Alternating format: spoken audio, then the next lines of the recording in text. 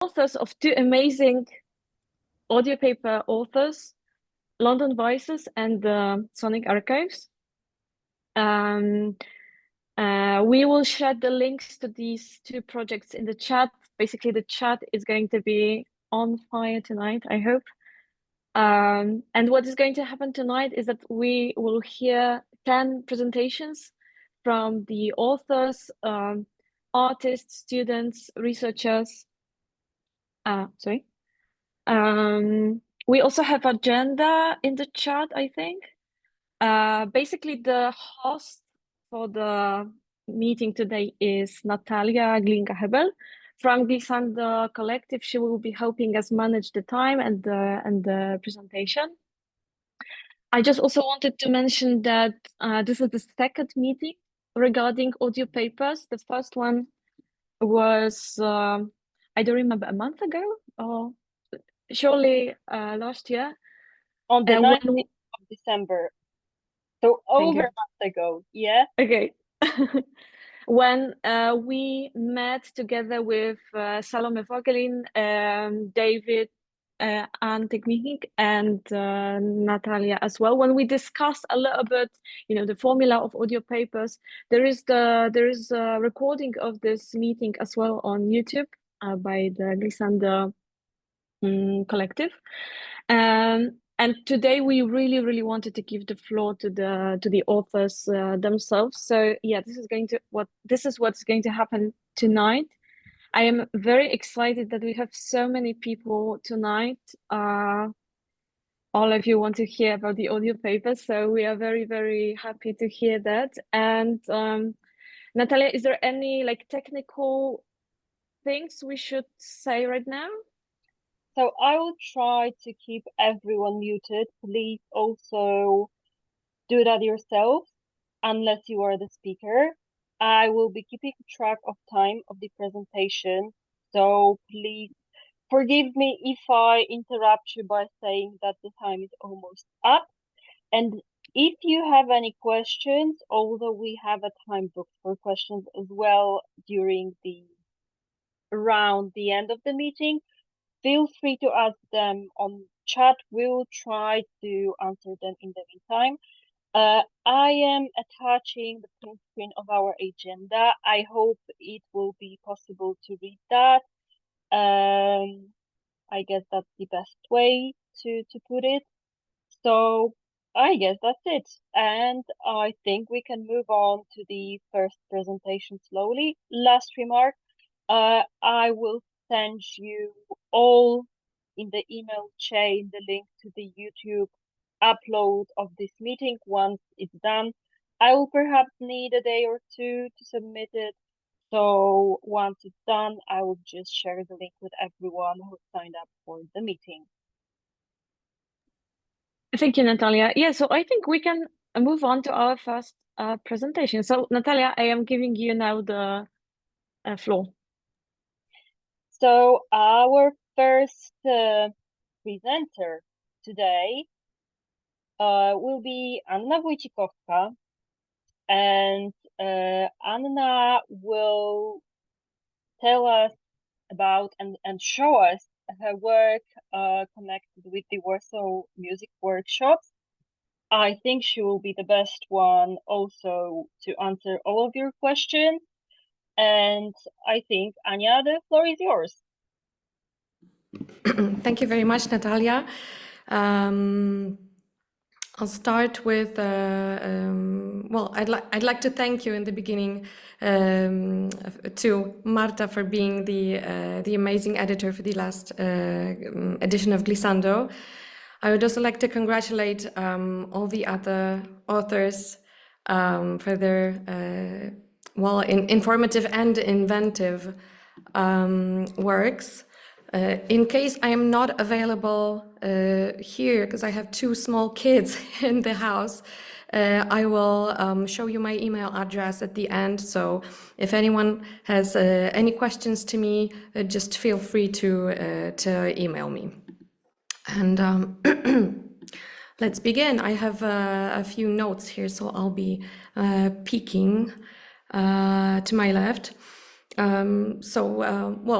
Well, once you listen to my audio paper, it is in Polish, however, so I'm very sorry for all the non-Polish speaking people out here.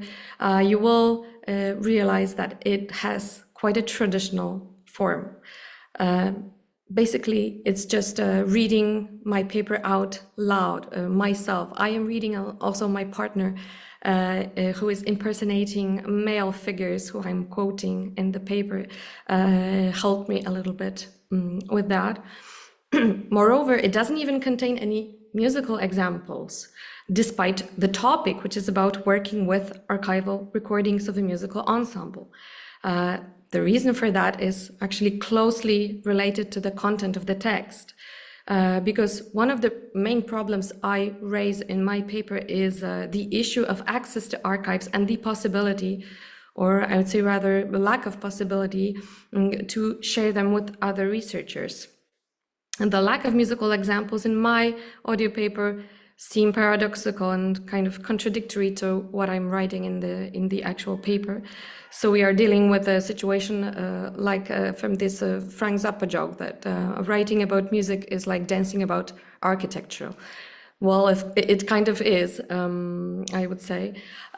So I guess in the process of education, we as music theorists, because I am a music theorist, are being equipped with specific competences that give us tools to analyze music, understood not only as reading a score, of course, but also listening to music, hearing it, and everything that's called auditory analysis.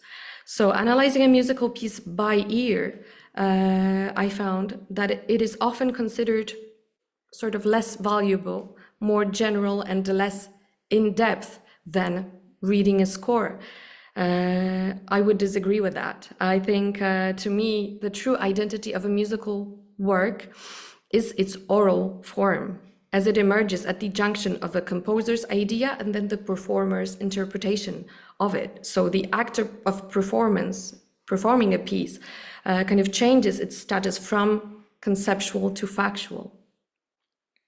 While working with the archives of the Warsaw Music Workshop, I often had the impression that the tape recordings, which once they're digitalized can be played back over and over again without causing any damage, right? I found that, or I had the impression that they were much more precious than the delicate, kind of fragile, decades-old manuscripts and facsimiles of scores that I held in my hands.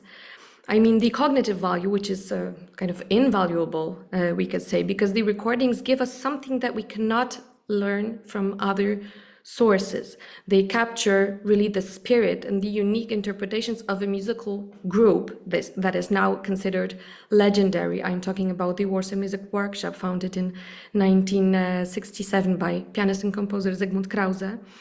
But also especially talking about live recordings, the audience's reactions and the atmosphere of the Polish contemporary classical music scene in the 1960s, 70s, and 80s.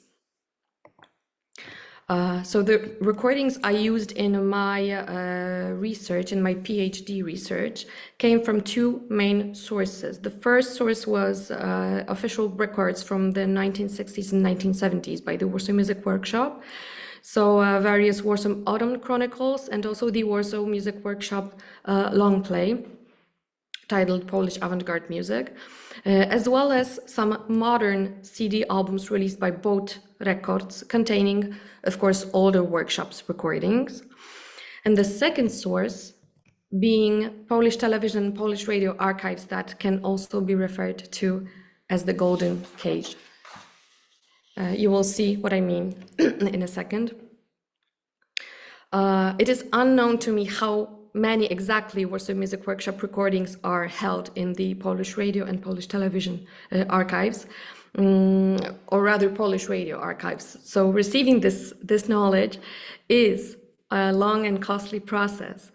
During my research, I had to limit my curiosity only to a few names of composers, and the recordings I received were secured against theft meaning a loud, high-pitched noise appeared every 30 seconds throughout the whole recording. Each recording I received for research was kind of secured like that. So as you can imagine, it really disrupted the reception of both the musical form, understood as the distribution of tension throughout the piece, as well as individual parameters examined by computer, as loud high sound disrupted the spectrogram image.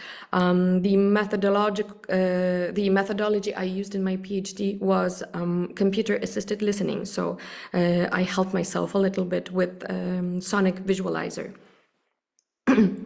The aesthetic value of music recordings protected in this way was, of course, negligible. While receiving recordings of workshops, music videos, because there are a couple directed by Stefan Szlachtic, I was advised by the Polish television not to share these recordings under any circumstances unless I pay a hefty amount. That means it is forbidden to use even the shortest excerpts as an illustration of a lecture, for example, on a conference, or even during class with students. That was specifically what I asked, and that is actually, again, forbidden. So this experience made me reflect on a paradoxical system within studies in arts and humanities, because this is the system that requires us researchers to shed light on previously unexplored areas of knowledge, while at the same time making access to sources so difficult. The good of science, the copyrights of creators, and the right of institutions protecting access to intellectual property are opposed, instead of, pursuing the same goal, which is the popularization of knowledge. And of course, this experience will not discourage me from working with recordings and researching the art of musical performance. And I will also continue to encourage fellow researchers and myself to stop clinging so much to the notation, to the score, and maybe open our ears a little bit more instead. So this may allow us to get a little bit closer to the truth about music. In the chat section, I will paste in a moment a link to my recent paper, which is written in English, where I analyze the recordings of both Warsaw Music Workshop and a newer American group called Narwalaby.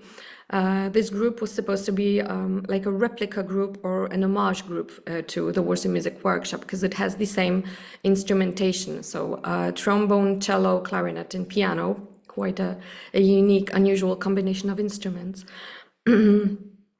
And there you might take a look at my methodology and why recordings were so important to me during my PhD research. And again, as I said, if I am unavailable here, please feel free to just email me, anna.wojcikowska@amusloc.pl. This is my kind of professional address, but I will be happy to reply to any questions. Thank you very much. Thank you, Anna, so much. Just in time, a perfect timing. Also, if the people attending the meeting agree, I can share your emails all together when I will be sending you the YouTube link, because for now I was just adding you as BCC, so you haven't seen each other emails.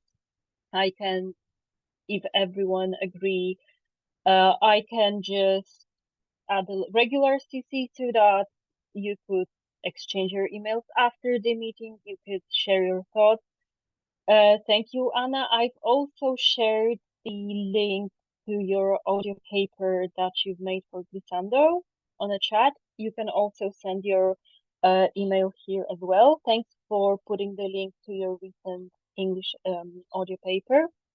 And I guess we can move on to our second audio paper. We will now, I would say, change a little bit the climate. We would move on to the campus, to the university field. And Tom, the floor is yours. Hello, hi. Thank you, Natalia, and everyone at Glissando for hosting this and organizing thank you to David and Salome at LCC as well for helping out. Yeah, I was wondering, is it possible for me to share the screen? Yes, you have the Yeah, option down cool. below. You should have share your screen. Okay, I'm gonna press share. Can And people see? we can see that. Yeah. Okay, amazing, nice. Okay, cool. So, yeah, my name is Tom Costello. I'm a composer as Boy Lucid, and I also I'm a recent graduate of BA Sound Arts in London College of Communication. So I'm going to be presenting my audio paper, which was my thesis after 3 years of study, and the title is here. The title is Sounding Silly, Sounding Together, Cracking Professionalism at the Neoliberal University. So I'm going to try to maybe unpack a bit of that, what that's about, and talk about my experience, making this audio paper. And it's been really interesting to come back almost a year later, being outside of the academic sphere and looking back at this and just being like, wow, what was I going on about? Because it can be easy to, get sort of filled with the complexities of language. I'm going to try and make it simple also so I can understand what's going on. So, yeah, okay. So here's a photo. This is the front of my university. You can see someone graffitied at the top Marx. There's a few other radical theorists. UAL, bring the cleaners back in house. So this was taken at the beginning of my final year of studies. There was a lot of tension and there was a lot of striking. The lecturers were striking, the cleaners were striking.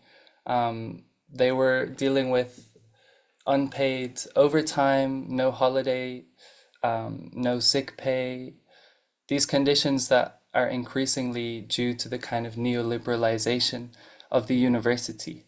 And this is something I started to learn as I put my research towards the university, because as students were complaining, we were missing crucial learning time.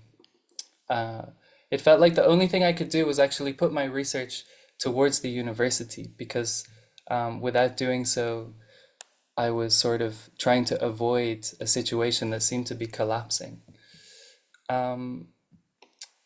So I decided to bring my research towards the university and sort of came up with this idea that we're going through a process of neoliberalization, or the university is now becoming a neoliberal university. Neoliberalism comes with a sort of profit intention rather than education. And with that, inevitably, is an exploitation of the people inside the institution. So understanding these mechanisms were me trying to understand how my learning was being affected and how my fellow students and the staff were being sort of extracted by these new values of profit.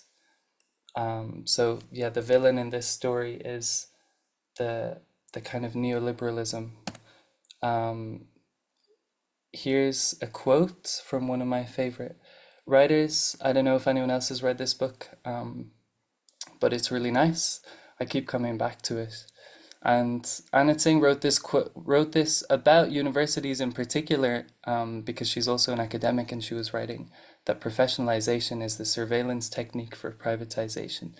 I really like the sound of this, and I started to wonder how professionalism itself was a sort of tool for the university to reach towards profit, to push people onto their own individual career paths rather than the collective sphere of knowledge production. And with these come a lot of pressures of metric mechanisms, competition, and maybe a lack of connection and intimacy with people in the university. This sort of lack of connection that I was associating with neoliberalism. I was also using Anna Tsing's framework, and she uses the term atomization, so being disembedded from local connections. Some doodles from my journal in the pits of my research needed to express beyond the kind of formal writing. So quickly trying to move on to a sort of constructive thing with all these sort of negative critiques in my head about what was going on. I felt like I quickly have to move to to a sort of positive, to a construction. And this is also the sort of timeline of the audio paper that I then created, which starts with this sort of critique and exploration of what's going on, and then moves on to to like imagining what we can do about this situation. And as a sound art student, I'm imagining how we can use sound and listening to change this situation, to build more connection and solidarity. And that's where the idea of a workshop came out of, because I felt like by being together, being together in a room, this could be a sort of like activity of building connection, building solidarity. And I sort of came to an idea of silliness, which could be something. I was thinking about professionalism and this sort of intensity of formal procedures that seem to be getting in the way of any sort of possible intimacy with people. And I thought of silliness as this new kind of radical way of being together. And yeah, I guess silliness is a way to expand our listening with joy and humor, to open to the other, and to create a collective where political sorry, I'm just going to read the chat. Okay. Yes. So where political action and critical knowledge production are more attainable. So even thinking of knowledge production, the kind of goal of academia, how is that possible when there is a feeling of separation? So I made a workshop, and the workshop is sort of described in the audio paper. There's recordings. The workshop is a sort of activity where we create non-verbal words together and try to make each other laugh. I know it sounds very silly, but that's also was sort of the intention. And it was really nice to sort of rid myself of all of this pessimistic or sort of criticality in a way, and move on to a sort of constructive. So I guess I don't know how much time I have left. Around a minute. 1 minute? Okay, nice. If I have time, I'm just going to play a little bit of the audio paper, and let me know if it works. Just going to play a minute.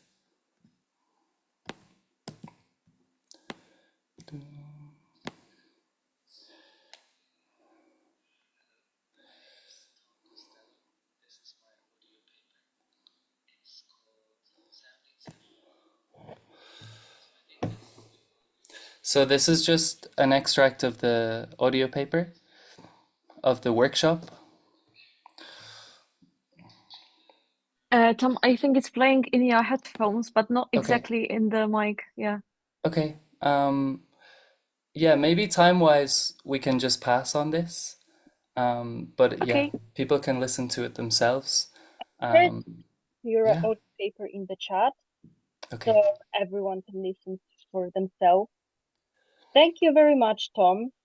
That was a really nice insight into Thank you.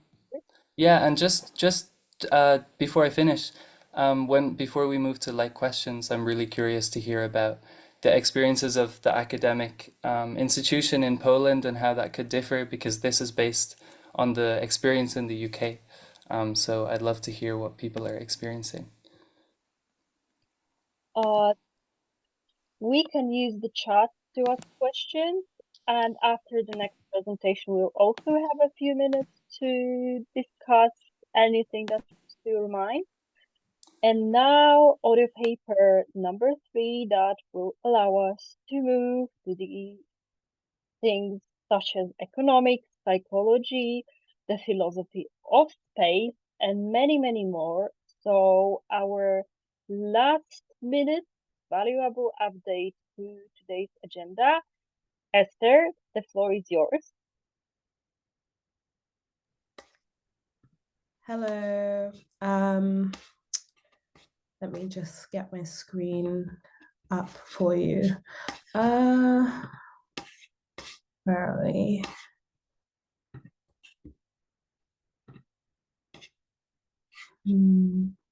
Sorry, forgive me. Can you, no, you can't see my screen.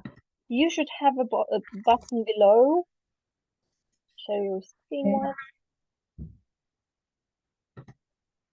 one. Okay, I think I'll just talk through my presentation, just not to take up too much time. Okay, so my presentation is called, first of all, thank you to Glissando for publishing my work. Salome and David, thank you for getting my audio paper published. Super cool experience, hopefully the first of many. So my paper is called Finding ECAS, Working with the Invisible to Design a Brand New Market Run on the Underlying Logic of Rehumanization and Autonomy. The themes of my paper: autonomy, systems, rehumanization, dehumanization, marketplace trade, cultural technology, hybrid systems as a means of innovation. So an overview of my practice. At its foundation, I have EK Sounds, which is a couture sound house, which is a more professional business-like entity that I present all of my projects through. And one of those projects is called Project ECAS. Sadly, you can't see any images that I have here, but ECAS is a sound art performance character that I've designed, very embodied, kind of Josephine Baker's a big reference for me, Arthur Kitt's a big reference for me. The character's based in London, and she kind of travels through these worlds and realities that are kind of made tangible through sound design and music, rhythm, sound art production. I recently released a project called Sonic Cultural Technology Collection 1, ECAS Twist the Fantasy. It consists of 7 sound pieces with 2 audiovisual technologies. And my audio sculptural project, the iteration I've currently produced also can fit into this Sonic Cultural Technology collection. So talking about cultural technology and ECAS, one of the books I refer to quite a bit in my audio paper is called Virtual Society by Herman Narula. And in this book, he states, our many cultural technologies, the myths, stories, and rituals that have grown up alongside our tools, give form and meaning to our innovations, reshaping our environments for good or ill. So with the project ECAS and with my audio paper being called Finding ECAS, in exploring this character and presenting it in the various ways that I do, I'm interested in presenting sound art, sound design, in a way that goes beyond the frame of music and kind of frames the sculpting and wielding of the dimension of sound as a cultural technology. And this puts a lot more meaning and I believe responsibility on those of us who are designing sound and presenting them in the cultural market. So in the paper, I kind of touch on various examples of how cultural technology has been used to facilitate dehumanization in the social market. So one example I use is how Christianity was used to kind of facilitate the transatlantic slave trade.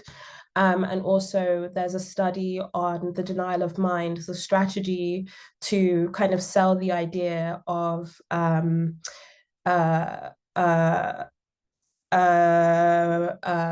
targeting a particular group by the Nazi regime. So just touching on humanity, if you Google humanity, like what constantly comes up is like this idea that to have humanity is to be able to display human traits, respect, hospitality, to be tolerant, etc.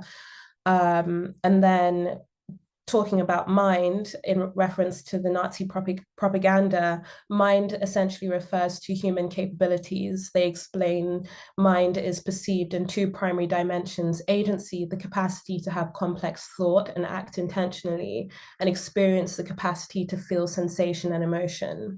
And in the Nazi propaganda, they just engaged in the denial of mind for the Jewish population, and they used this to justify their dehumanization and mistreatment in this society. So looking at those examples of how cultural technology was used to kind of shift marketplace behavior to say, okay, you know, dehumanization is for sale because of these myths and stories and rituals that are being put out there. I'm very interested in using the character of ECAS to demonstrate how cultural technology and sound-based cultural technology can be used in the market to push back against these frequencies of dehumanization that have been played out into the market.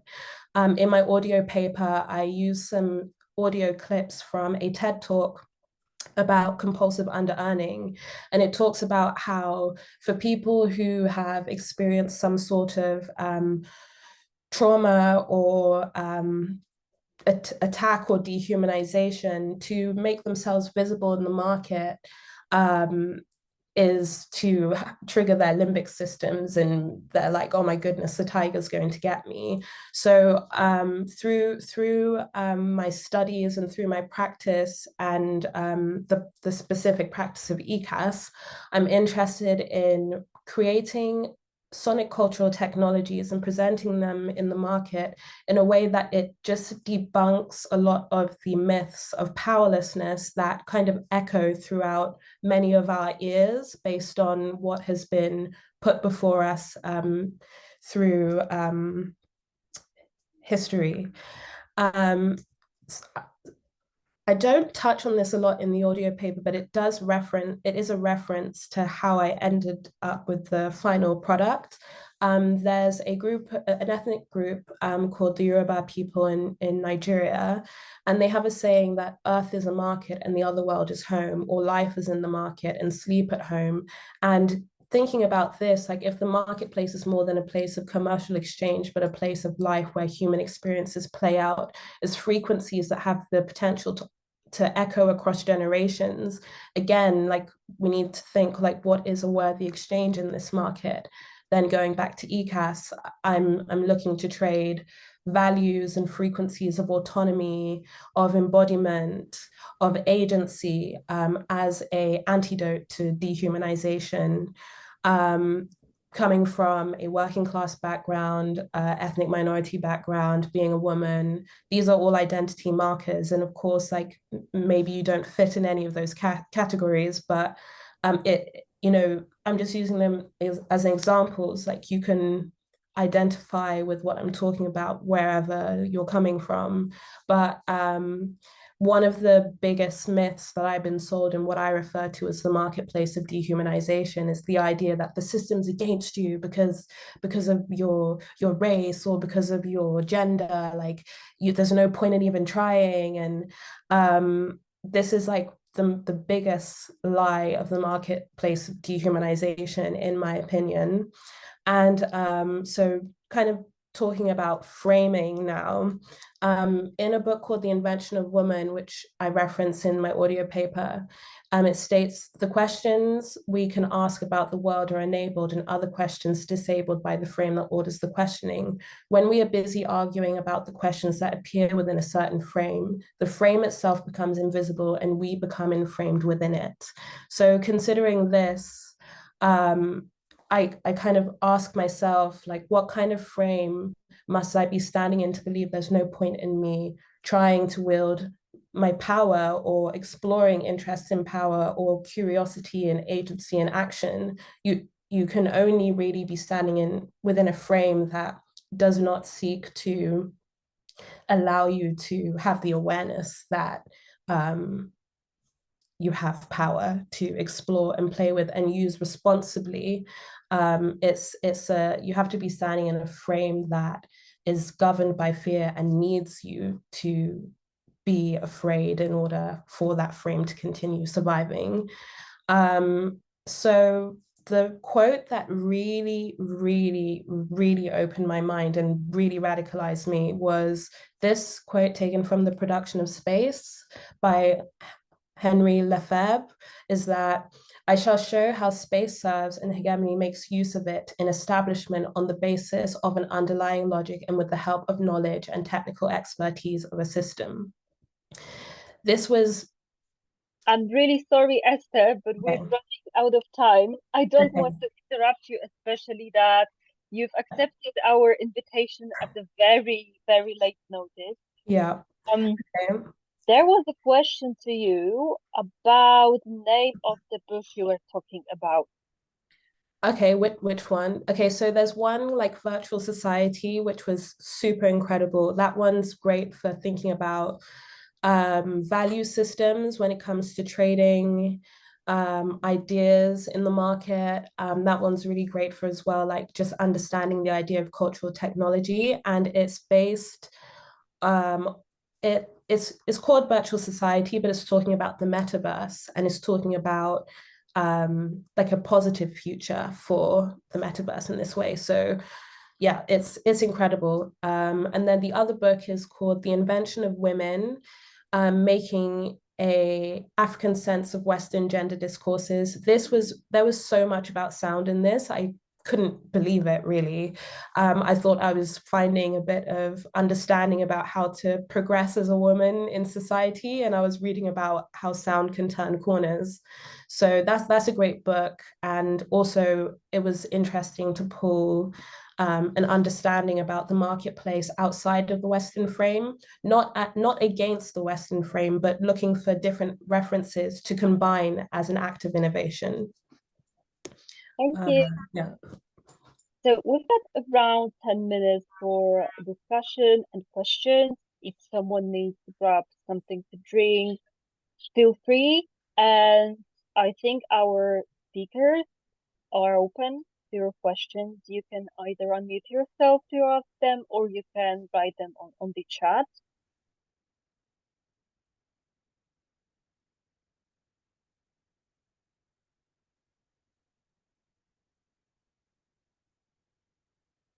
Someone shared the link to one of the books you've mentioned, Esther. Maybe you can write the title of the second one on the chat so we won't miss it. And also, if you don't mind, and maybe someone would have some questions after our meeting, you can share your email address. Of course, it's up to you. Marta, I can see you've raised your hand. Thank you so much for these three amazing presentations. I feel like they very much resonate with each other.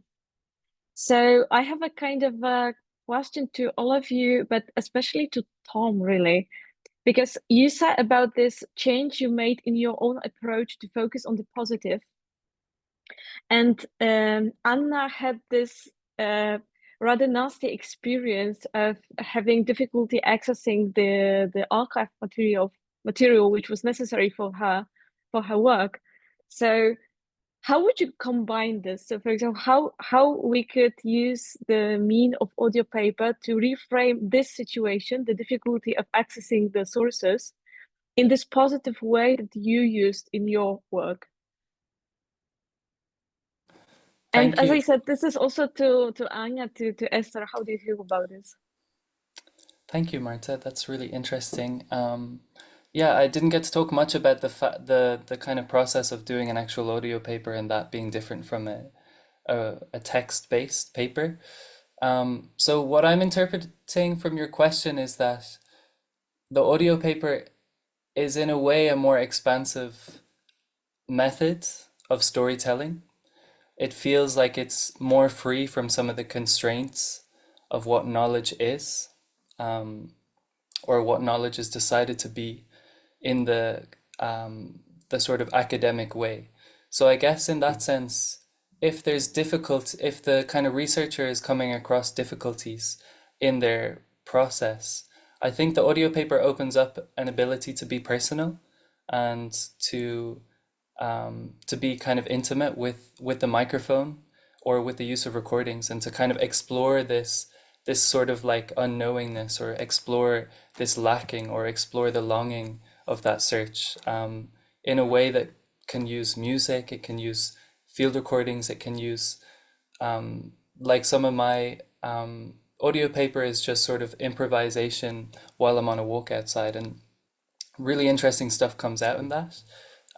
So yeah, I think the audio paper provides space when the kind of the path is very wobbly and weird. Thank you. We have another really interesting question on the chat.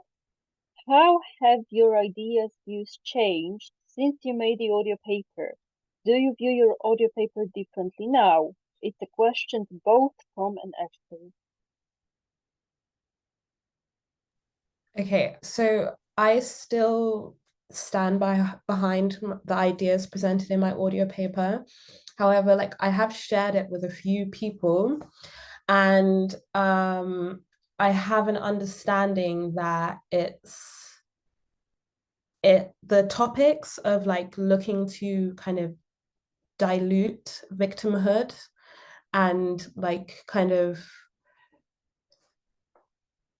provide a way out of that for those who are interested. It is very sensitive to a lot of people. A lot of people don't like anything that kind of challenges, like for a lot of people that the discussion of power is like very scary, which I guess I understood, but I didn't understand the extent.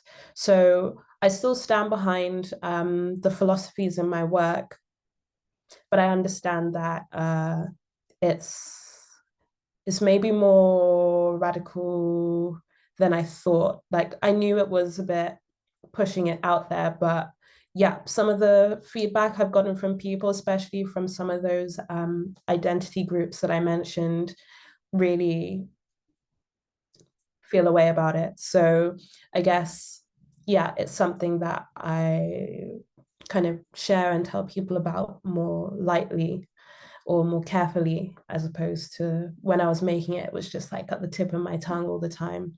But yeah.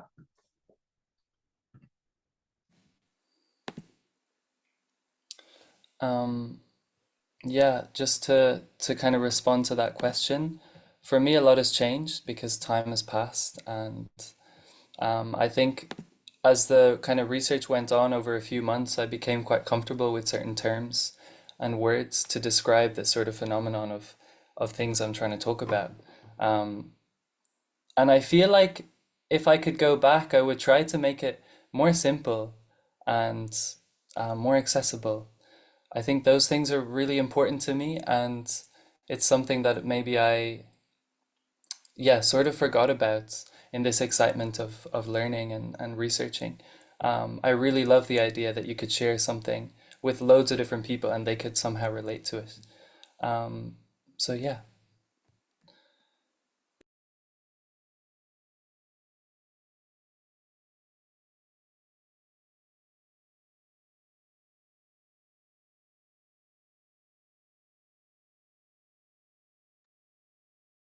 Perhaps I will quickly take over from Natalia while she's gone. I would ask the same question to Anna, really. I wrote this in the chat. Would you choose to experiment with the audio paper formula for your work, given that you mentioned yourself that it has a rather traditional form currently? So, do you would you choose to experiment or make it differently next time? Yeah, for sure, for sure, because this was the first audio paper that I've ever done. Right? Sorry, I have my little one here with me, and it's kind of a well, the mentality in my well, in academia, at least I think, even though I work in a musical field, which is, you know, a sonic field, a very traditional one though, so, right, academic music theory, I have this impression that what is written is more important and more kind of legitimate than what's oral or sonic, right? So when we analyze musical pieces, as I mentioned in my presentation, what's written in the score is kind of more respected in a way than what we hear in an audio recording. And this is kind of a similar situation, but on a meta level. So writing about music, you know, an article that is written, that is published, that is printed, can be perceived as more valuable than an audio paper. And that was also what I was afraid of a little bit in the beginning. But I'm sure if I attempt another time to do another audio paper, I will kind of try and experiment at least a little bit. Even though I am not an artist, I still perceive myself as a, you know, as a theorist. And we also do have a question to Esther. Is your concept of de/rehumanization one of re-empowering? 100%. I think like this is heavily influenced by 2020. Watching race get lodged into the algorithmic automated systems of the various social media planets we were all on, I realized that there was kind of like, and we all know this now, algorithms, they are systems designed on the underlying logic of making profit. And they know that if they make us scared, we'll grip onto them tighter, we'll stay in these social media planets much longer. And just seeing the way that the fear that was being distributed through the algorithm just like hooked into the psyches of, you know, speaking in a racial context, like people from my ethnic group, like, you know, it just felt like such a weird trap vortex scam of some sort. And I just really wanted to kind of debunk it. Like, this system is telling you that the system is against you, but this system has been designed to commodify your fear. So by showing you that there are systems, there are systems that you can access, and there are products and cultural technologies that are designed to illuminate your power to you, like should help you like be able to free up your thinking to be able to access and wield your power. Because from all of my research, I found that if you want to dehumanize a group of people, if you want to convince one group of people that another group of people deserve to be wiped out, you just have to suggest that they do not have the mental capacity to wield power. So they're dangerous if they're powerful, or they cannot feel anything. So it doesn't matter what you do to them. So there's nothing more dangerous than encouraging people to find their power in their powerlessness, in my opinion, because if tides change in a certain kind of way, then, you know, you're a sitting duck. So it is about re-empowering. It is about empowerment. But it's partly about empowerment for the sake of making sure that, you know, no one can suggest that you deserve to be, forgive me, exterminated because you have the capacities of an animal.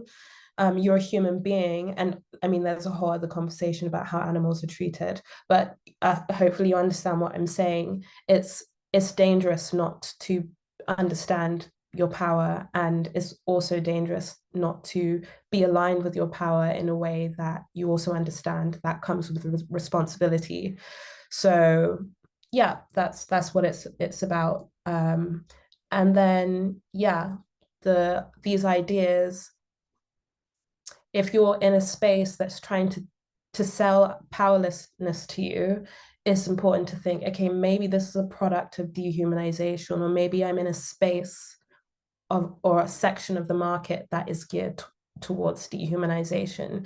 If something's trying to sell you an idea of power as an accessible thing and something that you can learn how to use, and their various strategies and logics to wielding it healthily, then maybe you're standing in the marketplace of rehumanization, and this should hopefully give you more autonomy with how you engage with various cultural materials that are presented to you.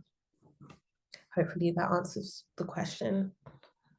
Thank you so much, Esther. And basically that is just in time to move on to something that the author herself calls weird sounds. Alexandra Przybysz with her audio paper, No Explanation. The floor is yours, Ola. Hi, I cannot turn on the screen. I mean the camera. It's blocked.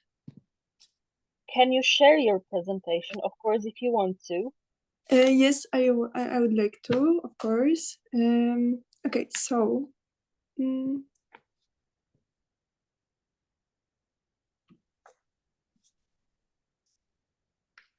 okay, can you see it? Yes. Okay, perfect. Hello, everyone. My name is Alexandra Przybysz. Thank you for publishing my work and this opportunity to present some clues of my project, No Explanation. This is basically an archive of strange sounds around the world. I gathered them from YouTube videos recorded by random people who experience such deep listening of the landscape. What interests me the most in general in exploring sound is a phenomenon so-called by author Mark Fisher, Airy cry. And airy is the outside, where the ordinary rules of human existence no longer apply. There is so-called airy cry, a strange sound. These noises can even seem somewhat familiar, yet the feeling that something lies behind them never fades. Most often they evoke fear. This project aims to archive such airy sounds. And there is a fragment I found really illustrating this quote. And this phenomenon. I stood in a narrow corridor, pressing my ear to the door, barred and with the keyhole plugged, and often heard sounds that filled me with an undefined dread. It was a fear of vague wonders and dark mystery. It wasn't that they were repulsive, not at all. There was simply something otherworldly vibrating in them. Moreover, at certain intervals, the sounds would take on symphonic grandeur, which I believed no solace could produce. And here I have one of my favorites. It's from Canada. Here.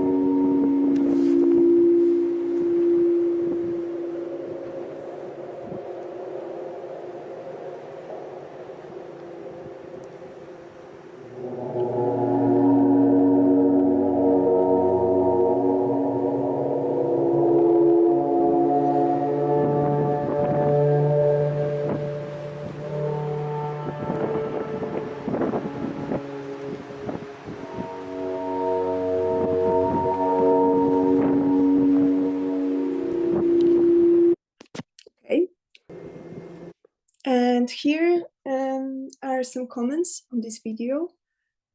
People usually make really strange theories about the source of these noises. For instance, tests of new weapon, aliens, or symptoms of the end of the world, or something else. And another context, which I find very interesting and important, related to my work, is so-called Gaia hypothesis. It suggests that the Earth is co-living organism, having a living entity as a whole. And there is also related to sound another phenomenon, the Schumann resonances, which is the concept of low-frequency electromagnetic resonances spanning the entire Earth. There are recordings of Earth's magnetic fields, of course, captured by NASA. And here are examples.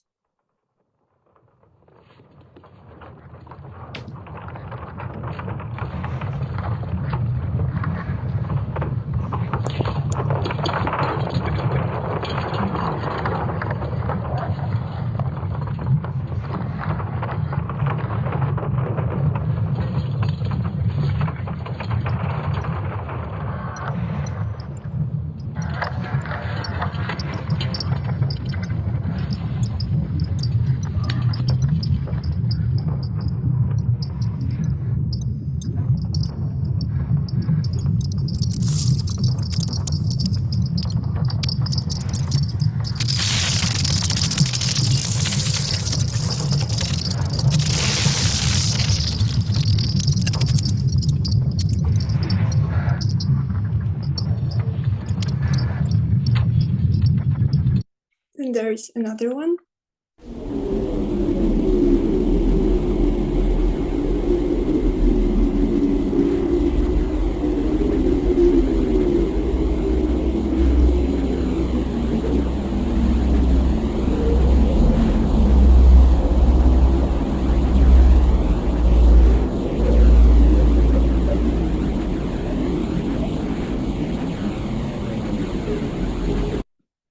And of course, there are other phenomena in this world that can be captured only by technology. And for example, radioactivity or earthquakes. And these frequencies becomes part of our our aesthetic experience. And I don't know, I find it's very interesting, and maybe it is our planet who make these unusual noises. And here is a very interesting example of work by Amori Kulklap's Earthquake. Out of this world. And this artist recorded everything in his art practice, from steel bands to racing cars or to ionospheric noise. Thank you very much. Thank you, Ola, for an excellent presentation and an excellent audio paper as well. Thank you very much. Interesting. And now something definitely not less interesting, which is the abundant FM spectrum, about which we will be told by Karen. Hi. So yes, I made an audio paper. Actually, I didn't mean to make it as an audio paper. It was made while I was working as a fellow at Wave Farm, a radio art fellow, a couple of years ago, and my main task was to archive a radio art archive. I was kind of inaugural launching this archive, and I had, to think a lot about the politics of archives and also the politics or the history of radio, and how radio art, this genre that I was getting to know, was synced up with radio national infrastructures, and which countries had the resources to make radio art early on in radio's history. And as a radio artist looking for examples from all over the world, I saw the bias towards countries that had resources, basically in Europe. The global north, I guess you could say, was what was in the history of radio art generating the examples. So I was wanting to make a piece that exposed archives as, a kind of maybe fiction, and I wanted to insert a gap into the archive to show that archives are constructions. And one way I could do that was inspired by some of the works I was listening to. I got very excited by works that used humor, and I still continue to think humor is the most, difficult but also very exciting thing to aspire to. And so I was inspired by two of the people whose work I included in the Radio Art Archive. One is a duo, the HP Show, out of Vancouver. And I included a piece in this Radio Art Archive, and you can check out this Radio Art Archive at Wave Farm online. But this duo did a series of really funny pieces. Maybe you could kind of say like out of the Hörspiel tradition, ear play. And the piece I included was called The Land of Science. And they used imagination that radio can provide, and audio too, because we're not bound by the visual, so we can really create worlds. And I was also long time inspired by the work of Gregory Whitehead, who, I don't think he uses the word Hörspiel, but is playing around with kind of the theater of imagination. So I made this piece that I'm very happy is included in this conversation. But again, it wasn't intended as an audio paper, but I have since then made an audio paper that is part of another kind of group convening around this, and it's called Sounding Research, convened in Vienna at the Angewandte. And that piece was about signal jamming. And that was specifically exploring this idea of the audio paper. So I would say that I just completed my PhD in artistic research. And in artistic research, I think a lot about artistic research, like maybe the audio paper, has like potentially one foot in knowledge making, however we define that, and poetics. And I think my own preference as I navigate worlds of audio paper and artistic research are to really blur these lines and actually question a lot of our norms around knowledge. And to take, so I think you can do an audio paper in a very similar format that one would do a published written academic paper. Or of course, in an academic paper, you can be explore very poetic and open up ideas of knowledge. And I think one inspiration for me is Trinh T. Minh Ha. And Trinh T. Minh Ha actually uses this phrase of speaking nearby. So I would say that's an inspiration for the work that in this piece, Archive of Future Signals, but also in the work I'm continuing to do with audio and radio. I also just wanted to say that in working with any medium, whether it's audio or paper or radio, it's been important for me to have a relationship to the medium and to think of the medium itself as a form of communication, not a new idea. The medium is transmitting itself knowledge and information. So thinking about how audio and how I interact with audio form, but I also have been preferring to use radio and radio papers. I guess I don't use the phrase radio paper, but radio performance, but they're kind of radio essays or blurring these lines between performance and essay and knowledge and paper.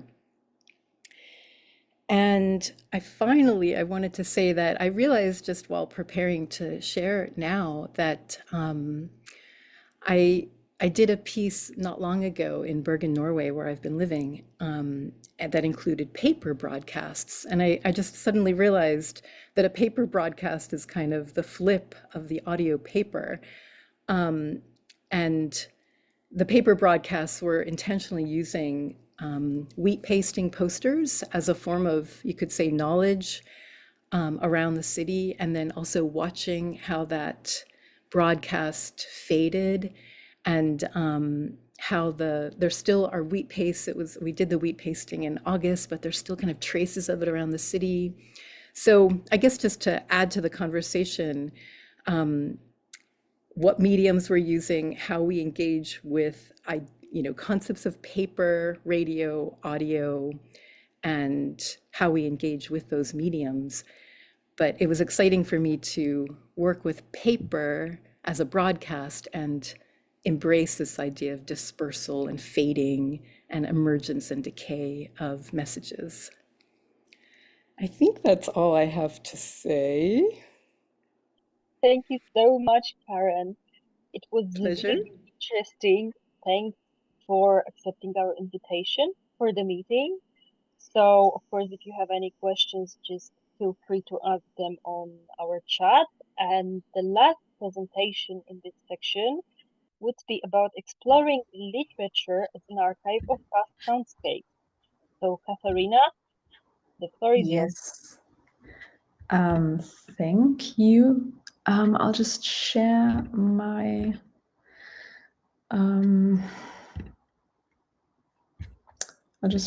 presentation. So first of all, thank you very much for having me. I hope you can see my presentation now. Yes. So yeah, I'm just going to give you a bit of background on my audio paper, which is about sound in literature.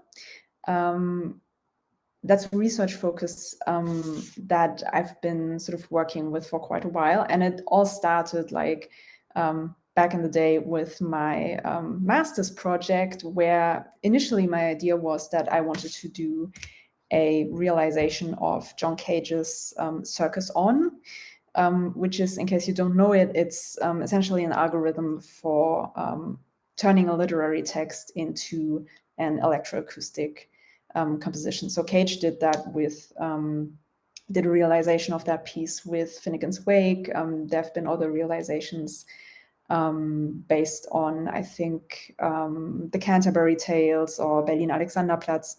So my idea was that I wanted to do a Circus on Mrs. Dalloway by Virginia Woolf. And as I started working with the text, I realized that it wouldn't, to some extent, it wouldn't work to do like a realization of the sounds she describes. So just to give you a few examples, there's one scene in Mrs. Dalloway where one of the main characters, Septimus Warren Smith, is hearing birds and they sing to him in Greek of a land where the dead walk. And it's like, it's a very poetic passage, and it's kind of, well, but the question is, how are you going to realize that kind of sound? How are you going to realize birds singing in Greek? You've kind of got two options. Like, one is to just use like a regular field recording of birds. If you did that, you would kind of also pass judgment on this character, who is like a World War I veteran. He's got quote unquote shell shock. So you would kind of be saying, to some extent, like, look, it's just regular birds. He's just imagining that they're singing in Greek. The other thing you could try and do, and that you maybe would want to do, is like do what Woolf does and put listeners into his shoes. But then how are you going to do that? Maybe at this point you could do some sort of AI voice clone situation. The question is how good that would be, like from a sonic point of view. But like, you know, just from this one example, it's not straightforward. There's another scene in Mrs. Dalloway where an old woman is standing in front of Regent's Park tube station and singing this song of love, which has lasted 1,000,000 years. And it becomes this sequence that sort of stretches from like primordial times to a future where the earth is a mere cinder of ice, as Woolf writes. And it's, again, how are you going to realize that in sound? It's essentially what Woolf does is like an amazing manipulation of literary time, which she does in this beautiful way where she sort of moves like an individual's life story and musical time and literary time and like the ages of the earth, like all in parallel. So essentially what I'm getting at is that literature has these really unique possibilities for describing sounds in this like hyper-real way. And once you start sort of thinking about like literary soundscapes, you get into like all sorts of questions about like perspective and time, and that's super interesting. And in the case of Mrs. Dalloway, I mean, those are things that are like at the heart of this novel and maybe at the heart of Woolf's contribution to modern literature. But like it becomes a very different work from like realizing this Cage composition. So for me, there have been like two different approaches. On the one hand, you can sort of translate like the techniques and the methods from literature to music or sound art. Or you can sort of work with the text itself as source material to try and preserve that imaginative space of possibilities. So what I've been doing for sort of experimenting with in this audio paper is kind of composing a soundscape from readings of texts and treating that sound material as I would field recordings. So this is the literal session of like my audio paper, which looks very similar to what I might do with like, you know, field recordings for some sort of soundscape composition. And I think like a bunch of really interesting things happened in that work. That firstly, from a literary point of view, you get like a sort of space where like John Clare's nightingales and Emily Dickinson's church bells and Woolf's city soundscapes sort of coexist and intertwine. And also from the perspective of like sound studies or sound arts, you get this really rich sort of layered sound space where you have like the source sound that is being described. You've got the voice. And then, of course, you've got the sort of realization of the sound in the imagination of the listener. And those layers are like really compressed in onomatopoeia, which is another really interesting aspect of this topic that Jamie Castell, my collaborator on this, sort of brought in with his work. He's done a lot on like onomatopoeia in the works of John Clare, and he does this reading of like a poem where Clare sort of mimics a nightingale's song, and it's like he does an amazing job of reading that, and like this sort of very narrow space where like the sound of the voice and the sort of the word itself and like the source that is being mimicked, and sort of you mapping that text onto your like memories of nightingale songs, like that space becomes so palpable in his reading. So yeah, also like big shout out to him for his contribution. Yeah, and I think that's kind of what I wanted to say. I hope I'm good in terms of time. I hope that's given you some background and insight on the audio paper, and yeah, looking forward to the discussion and your questions in case you have any. Thank you. Katharina. Now we've got like 20 minutes to grab something to drink or ask some questions via chat, or if you want to unmute yourself and ask the presenters, feel free. We have one question on the chat to you, Katharina. Could you please write the name of your collaborator researching onomatopoeia? Yes.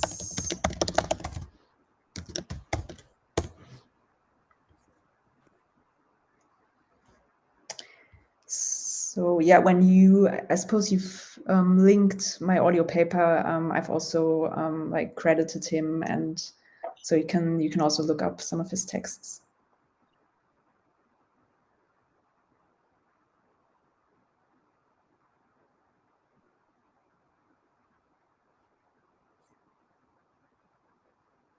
One question that came to my mind when I was listening to your audio paper and listening to your presentation, I was wondering if you need some kind of audio imagination while reading any piece of literature.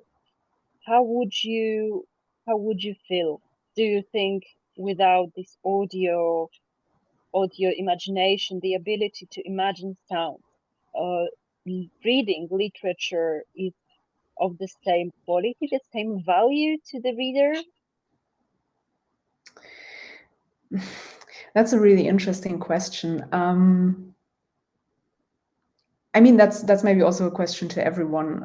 I suppose, like, I don't want to be sort of the authority on that, but I think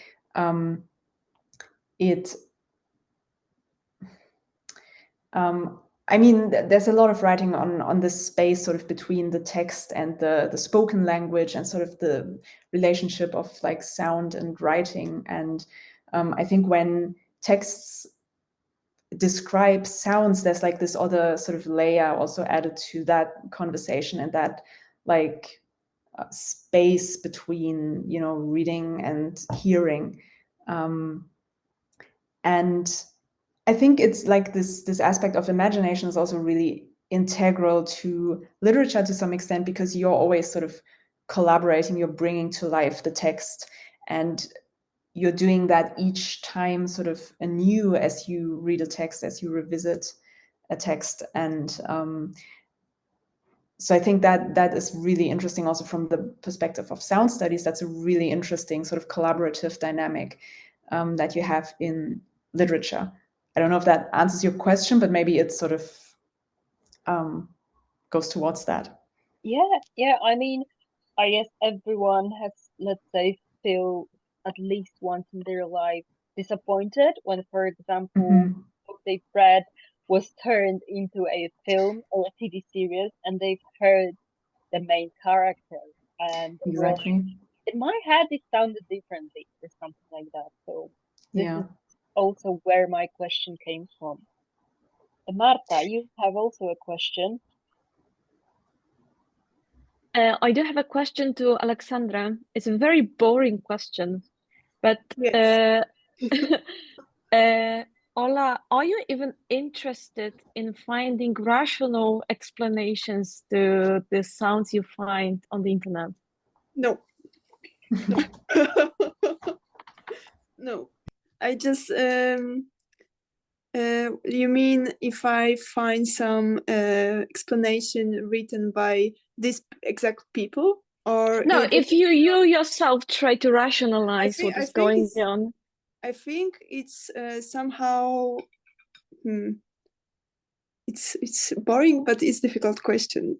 I think I have my own theories, because some of these sounds were recorded during the COVID and lockdown, so this sound pollution was really low, and people can hear probably some electrician or some I don't know, like this kind of sounds which normally they don't hear, but they are there. I mean, this sound exists. So I think it's something like this. And these places are also usually really empty. I mean, like the video I showed is like nature, like really clean, really empty. So you can hear everything from there.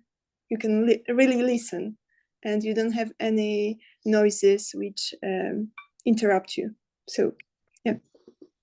Thank you. You're welcome.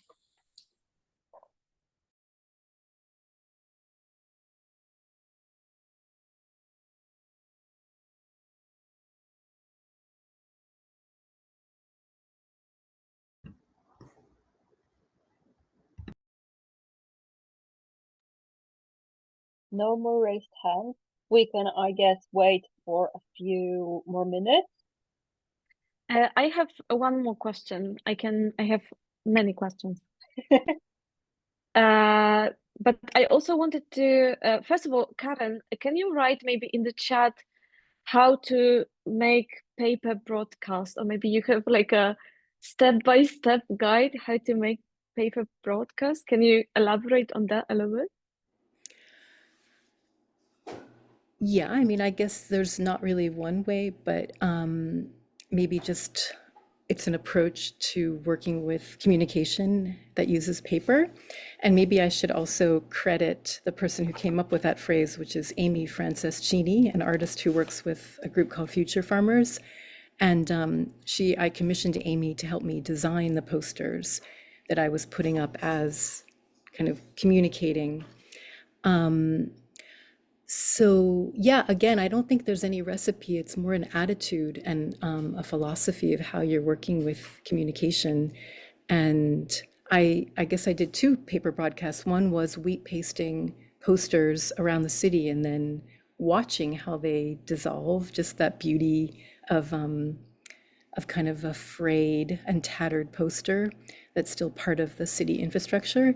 And then also in zines, I made a zine that I think of as a paper broadcast that I thought of because I think a lot about radio, thought of people carrying that communication in their purses as they left, so that we become the carriers of waves of information, of signals and messages. So yeah, again, it's kind of more of a concept than a specific recipe.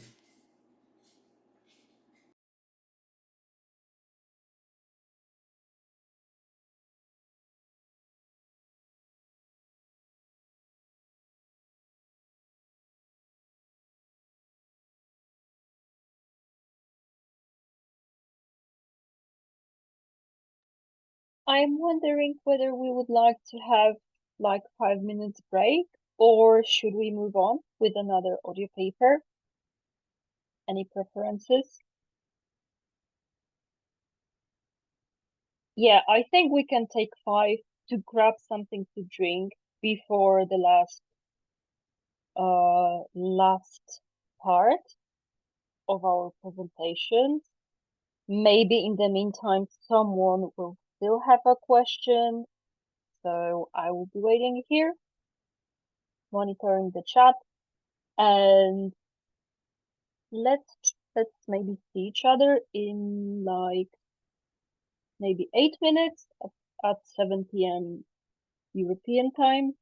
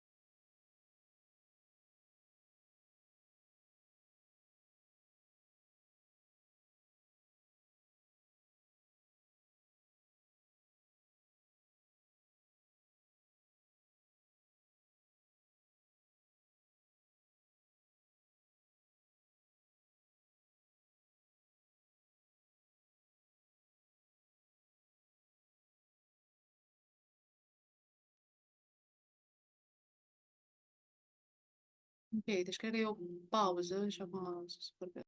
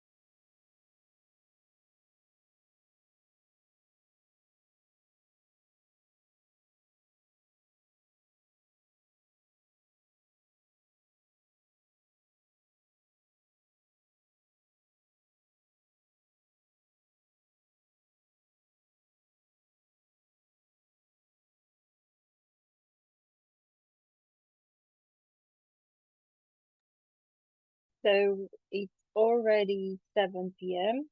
I guess we can continue. Hopefully everyone is refreshed now with a cup of tea or coffee, and that we can move on to Patagonia to listen to the wind. I'm not sure who will present. I think Max, it will be your pleasure. Yes. Hello, everyone. Hello. I don't know if can you hear me well?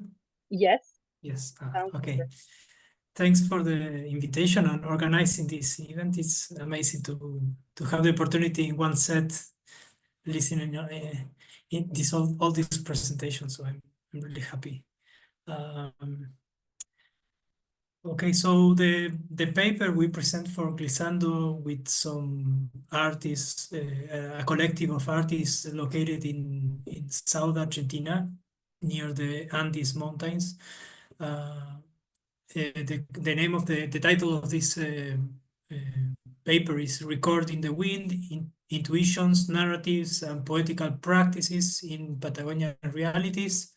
I want to highlight here the word realities, because this is a project starting already a few years ago with two collectives, the sound recording Ivan Rivelli, and then the project is it's quite difficult to define in these few minutes. The project Visitantes, it's a artistic collective, and one of their purposes is quite political, is the resignification and revitalization of the wind in Patagonia, considering that in this region the nature and especially the wind has some let's say negative connotation it has for tourism, for foreigners, and also for people that is living there. So there are a lot of connections with daily life. And so when I collaborate with them a few years ago in a publication. It's like a fanzine. I will share now my screen. So um, here. Can I share sound? Yes, I think Okay. if you play the recording, we should be able to hear. Yes, here it is. Yes, yeah, unless it's on your headphones. Thank you. Okay, so I'm sharing here this page. This is page in Glissando.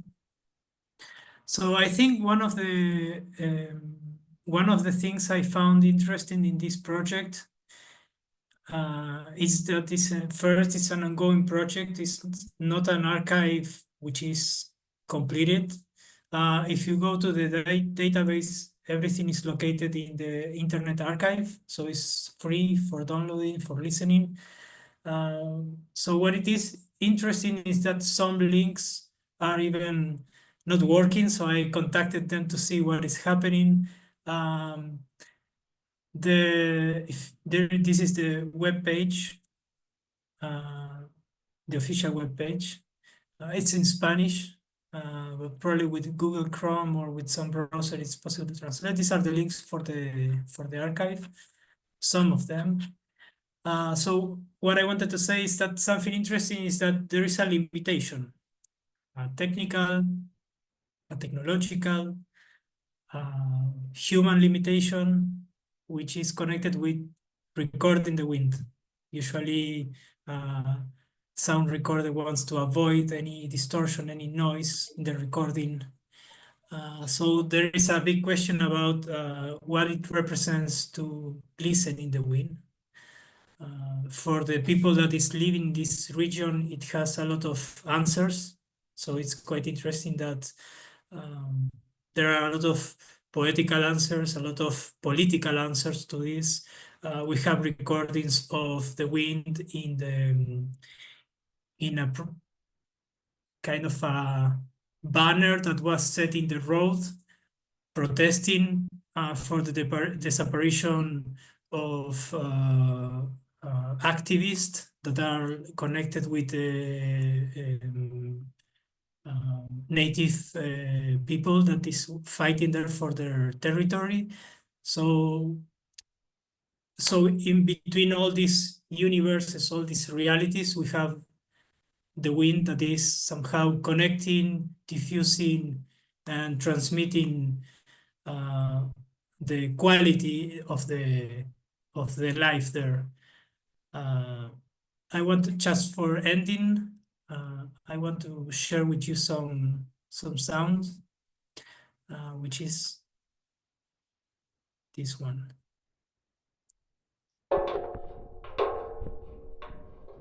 Can you hear this? Yes. Thank you.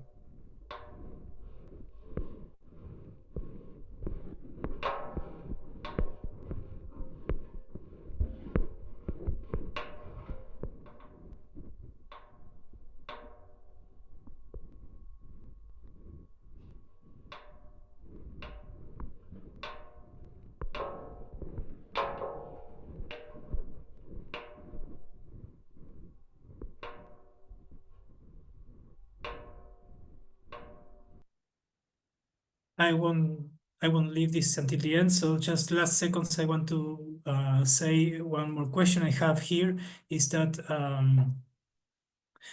what we are listening, the archive, it's an attempt, I think, as an expressive poetical work. So this is a big question that for me opens this collaboration, that whether the archive can be an expressive poetical work. So thank you everyone for listening and ready for the questions or for the conversation later. Thank you so much, Max. I do hope some questions would appear in our chat or later on when we have the slot for discussion. And the next presentation, the next talk will be about the epitaph for Corvid. And we will be told about it by Agata. I hope you're ready and you can start. The floor is yours. Hello, I hope you all hear me well. I'm super happy I can participate in this event, and all what I heard until this moment is super inspiring for me. So I just wanted to express that before I tell anything. So what I thought about, I won't be having any visual materials. I just thought that my audio paper is in Polish, and a lot of participants and people who present their works, they don't understand Polish. So I thought I can tell like a story about my audio paper. And I also wanted to advertise a radio that I co-create and maybe invite some of your audio works to Radio Kapitał and Pasmo dla Ziemi, which this Pasmo dla Ziemi translates as Broadcasts for Earth. I run it together with my colleague Yasmina Madej. So if your curators are okay with and you're okay with sharing your works with Radio Kapitał, I think you can decide to contact me. I will also share a link to, Oh, yeah. Thank you, Marta. So yeah, this is Pasmo dla Ziemi.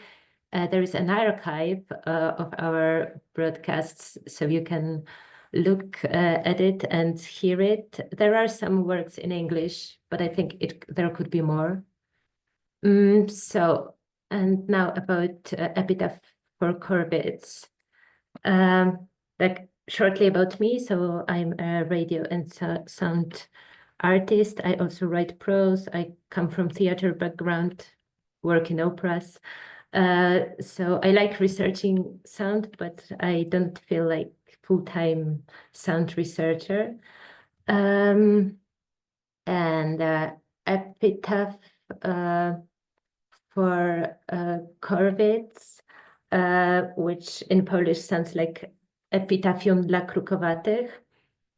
Also started as one of the broadcasts of Pasmo dla Ziemi. And actually, it started when I came to Warsaw in 2024, middle August. I came with a train and then I rode a bike going to my friend's best friend's place, which is in Brudno, which is a district in Warsaw, where you find a lot of huge blocks of flats, like Soviet era. And so I was riding a bike from the center to her place, a few kilometers, and I realized that just as I rode, like on pavements and in the streets, I saw a lot of dead birds, like they were corvids, which means like there were hooded crows, rooks, and western jackdaws. I can also like maybe link what kind of birds they are like in our chat. And then I realized there are even more of them lying between bushes and in little gardens next to those blocks of flats. A lot of birds, they were alive, but they couldn't take off. They were just jumping around bizarrely. So I have to admit that at the moment I already knew about from like Facebook bird groups that something was going on with corvids in Warsaw, and that it lasted for at least 1 month. So it started like end of June, but in a way I just didn't want to like confirm those information. I just wanted it to, I don't know, somehow be just like a very tiny percent. But what I saw, it was just like the dying was massive. The amount of birds was really big, so it shocked me. And then I started researching the topic like, deeper and deeper, and I realized that although it was a month, like over a month, like no one from the city council or neither from the city council nor from local environment agency took any serious action. Like the problem was completely ignored. It was also holidays, so like people weren't there to protest. They were like away by the sea. So like kind of city council just profited from them and ignored the problem. Till today, there were just few birds' corpses examined by the city council, like not more than 10 birds, which is you cannot even I don't know. I cannot imagine the scale of ignorancy. What the city council didn't want to do at all, they didn't want to examine if there was a rat poison like for rats in the dead corpses of the birds. They just were, I guess, too afraid to confirm the version that it is a rat poison that kills also the birds. Yeah, so they were telling stories that it was from the heat, Although other Polish cities were also struck by waves of heat, and there were no deaths in other Polish cities, they were convinced that it's the heat. Then they had like the other version, which is Western Nile fever, which was actually found in some of the dead birds, but not all dead birds. So people started gathering money, like themselves, like non-governmental organizations started to collect money to examine the birds for real and just like it should be. So the officials were ignorant until the end. So we all felt really hopeless, like, and there was a woman who tried to examine the scale of the extinction, and she wrote a post on Facebook on one of the groups that is called Ptaki w Potrzebie Warsaw, which is like Birds in Need Warsaw. And she asked people to name what kind of bird they found, where and when, and what was the story behind it.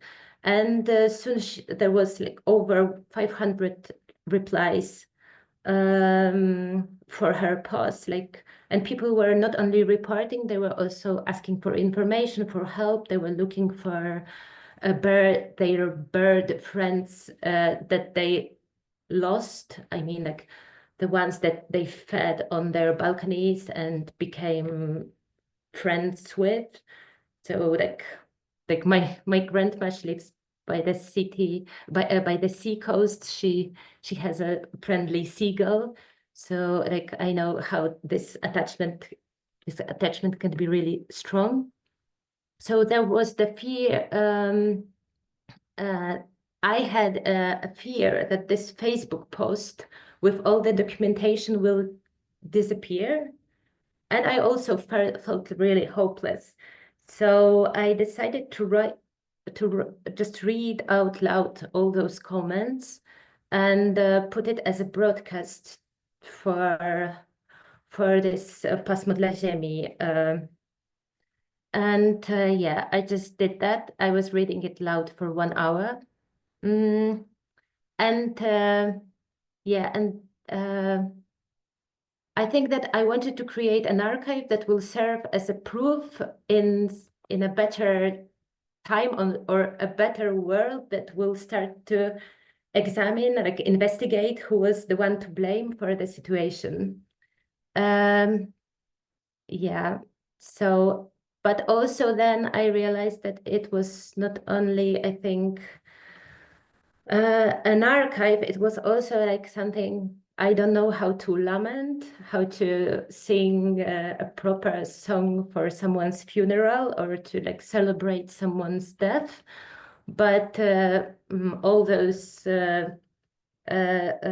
stories about people, their help, their grief, they are served like a score for lament. I felt like I'm building in a way a grave for all those dead animals that our officials decided to ignore. So, and there was a second part of my audio paper where I turn more to a reflective side of our archivizing and being an archivist, like myself, and collecting things and recording things and then broadcasting them. And the second part was very much like a diary. It was 2 months later, and I was in Katowice at the moment. So I used the recorder in a hotel room that I was staying at that time. Someone was practicing trombone just like behind the wall. And I was in a way recording a journey through the topic, like, and in this journey I'm accusing myself And I'm also hugging myself, like, and I'm trying to embrace all the fears that I'm having about my about the actions that I've done and about myself being an archivist. So what kind of fears did I have? For example, I have all those fears that I cheat and I use my power and I use someone's suffering and not care enough. That, for example, I imagined myself posing for a picture in front of this pile of dead animals, like that it's a way narcissistic that I'm in front of it. And that I also, in all those reflections, I also realized how much of my life is about archivizing, and how much I read various forums and Facebook groups trying to make sense of the world and like get in touch with the people that I usually don't get in touch. I'm afraid to move the rest of the discussion to the Yeah, I think that I finished. Yeah. I just wanted one thing that I invented that a phrase like never-ending archivizing, like a paraphrase of never-ending imagining. So, and that's all. Thank you. Thank you so much, Agatha. All the questions will be asked either on our chat or in the last part of our meeting. Now the penultimate presentation about the graphics course, and I am terribly sorry if I mispronounce your name, but Jude, is that correct? If not, feel free to correct me, but the floor is yours.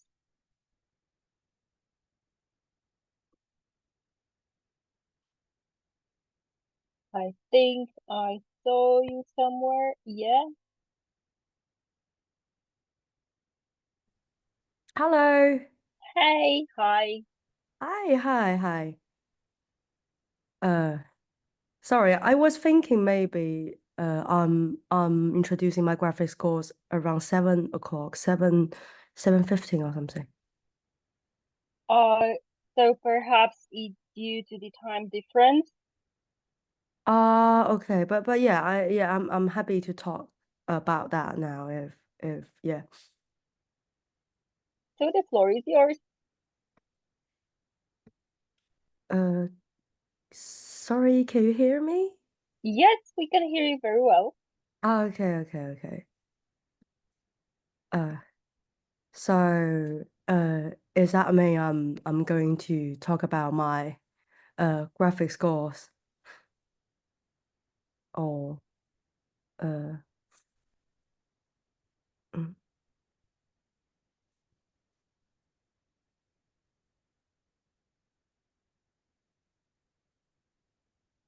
mm. Hello, sorry, can you hear me again? Yes, everything is fine. If you have any presentation, feel free to share your screen. Okay. Sorry, I was just get a bit confused because yeah, I was on my timetable. It was like 7:15 or something. So yeah, but yeah, I'm here. Yeah. So can I just briefly share my screen? Can you see it? Yes, perfectly well. Okay. So I made like a audio paper about graphic scores, and on the website it is called Graphic Scores Revisited. And then the longer name of the graphic scores is called How do Composers Expand Their Sound Work in Graphic Scores, How do Composers Create, Performers Read, and Listeners Understand them. So just briefly like introduce a little bit about myself. I'm graduated from London College of Communication and currently a sound practitioner. I'm sorry if I am sound a bit slow today because I kind of got a fever from this overwhelming weather. And my works is about a lot of stuff from like two-dimensional like paintings, illustrations, and then to three-dimensional like sculptures and like short films, dance films, and then to the four-dimensional like sound for spatialization. And my current practice is around to create a immersive puppet show in my master study, which I'm currently studying information experience design, Royal College of Art. Yeah, so that's kind of like a general kind of idea about me. Yeah. So why I was doing this graphic score Audiopaper was because of my previous show showing in Camden Fringe, and I made like a graphic score with these kind of voices, and they are kind of like 100 different voices recorded, collected them from the street, with about like 26 countries, and then like more than like 40, 50 different languages, and then I chop them and then make this textile thing. So that's why I was very interested in graphic scores. And then now I'm going to talk more about my graphic scores. Maybe you have seen this one on a website or somewhere else. I think it was like a kind of challenge for me to create a graphic score audio paper, but then like the audience can't really see what the graphic scores are. So it's definitely a very big challenge for me to describe like what is a graphic score sound like, and to describe what it is feel like. So I tended to use a lot of personas in different graphic scores, and I put the original sounds of the graphic scores when I describe them, so the audience can more imagine what is or what might the graphic score sound like. And I put also a lot of bibliographies on the website, so when people is more like interested in some of them, they can kind of reach out to it or things like that. So for the starting of the graphic score, because I wanted to make like a more like classical version of my graphic score, which I kind of say a lot of stuff about it instead of using like sound collages from albums and things like that. I wanted to make a more kind of a descriptive audio paper on graphic scores, but I still think I should make it sound really interesting. So that's why the first chapter is very polyphonic. I use different graphic sounds from the graphic scores, from Kathy, Sarah Bell Reid, and like different composers, like when they describe graphic scores, and I just made like a short 2-minute sound collage of it from the beginning. So you might just be a bit annoyed about what is happening at first, because it might sound very crazy or very loud. So let me just stop sharing it, and then I can describe more what is happening here. So my audio paper explores like how composers expand their sound works in graphic scores, as well as how they as composers create, performers read, and listeners understand them. In contrast to traditional music notations like 简谱, like 1, 2, 3, 4, 5, 6, 7, each like represented do, re, mi, fa, sol, la, si, and Western staves like graphic score, I feel like they provide fresh perspectives and generate unique and free music experiences for composers, performers, and audience. And my research into this topic has led to 3 conclusions. Firstly, I feel like via comparative case studies of Morton Feldman's Projection 1, which I am a big fan of Feldman, and Stockhausen's Glissando juggling, which also is kind of my favorite piece. I argue that for composers, due to the open form of graphic scores, it lowers the threshold for participation, increasing diversity of creative forms, but might also lead to increased market competition.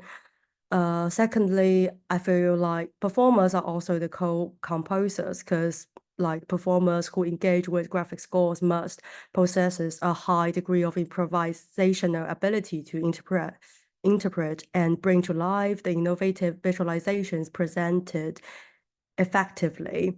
Because sometimes like the graphic scores from this Wadada Leo Smith might just be like a big sun with different trumpets on it, and then it's just very, very, very abstract. So then it's kind of like a combinations of how the performers, they kind of jump into each other and jam a bit and make it alive. And yeah, composers and performers must collaborate, embracing subjectivity and working together to interpret and comprehend the music. And certainly, I feel like graphic scores offer audience members a multidimensional encounter that invites interpretation and presents problems. For example, the audience did not recognize or desire the spontaneity provoked by Feldman's projections, because yeah, it sometimes can get a bit abstract. And also it's because inspired by Feldman's projection one, I find someone who is also a sound practitioner called Bonnie Jones for like a further study to talk about the future of the graphic scores. Can AI write graphic scores? And why she feel like graphic scores are very important for people to know and then to like still create nowadays. Yeah, the form of this audio paper, I feel like takes the audience through a listening journey, through interviews, exhibitions, and documentary films. Traverses through the history and testimony of music scores, through sound archives, and ultimately to the future possibilities of graphic notation. And another thing I kind of designed for this graphic scores is I use like a sound from like a very old vintage clock, which sounds like boo-goo, boo-goo. So I use this kind of sound, and for each chapter, I played with the sound. So it feels like the boo-goo, boo-goo is from the history and then finally to the future. So like the same sound, but like with different kind of effect. So yeah, I feel like I'm kind of done with my speech. If people have any questions, feel free to reach out to me. Thank you so much for sharing that with us. And we do hope that you feel much, much better when it comes to the illness you've got. So, yeah, all the questions are more than welcome. And we are approaching to our last presentation by Yusuf, and I won't risk even pronouncing the title. I do hope you will provide the correct pronunciation. So the floor is yours. I'm sorry, I had to mirror my video. It was weirding me out. Anyway, yeah, let me just share my screen. Can you guys hear me? Okay. We see your camera. For now, we can see you, not the presentation.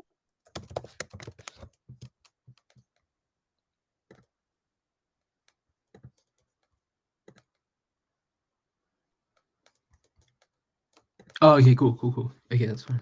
I was just wondering if you could hear me or not. But yeah, let me share. Can you guys see that? Okay. Yes, we can see the presentation. Cool.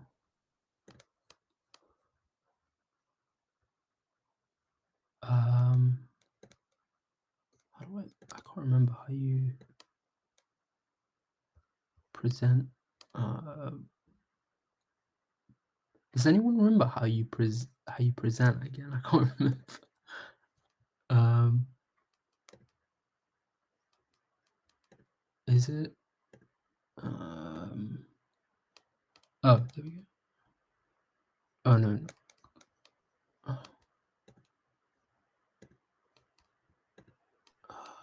I think now it's in the presentation mode. Oh. I know. Oh yeah, there we go. Sorry, I was like searching for that button. I couldn't find it. Anyway, yeah. So this is my presentation. Hello everyone. I'd like to thank David and Salome for helping publish my my work in Glissando. But yeah, this is Takwakor, an ethnographic insight into the intersection of punk, Islam, and South Asian identity and its portrayal within society and societies. So just a bit of context.